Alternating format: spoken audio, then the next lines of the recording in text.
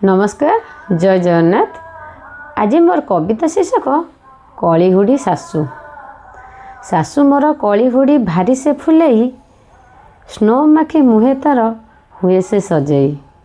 नुआ लुगा पिंधि सी अतर पकई, गाँ दांडे बुलू थाए पान किले खाई। कथा कथा करे कहे खंडीजे इंग्लीश, अटई से बेलर अंडर मेट्रिक।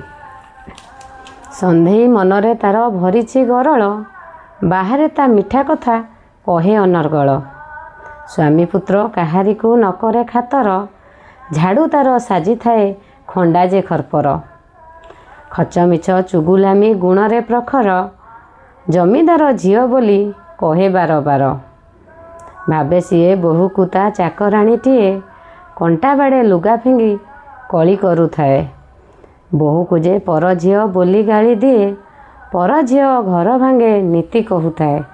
निजे दिने पर थिला भावे नाई सीए, निज कथा मनु जही पाशु ऋण दिए। सबु सासु बोहू को जे करुछि गुहारी, चलिबाकू ए संसारे मा झियो परी।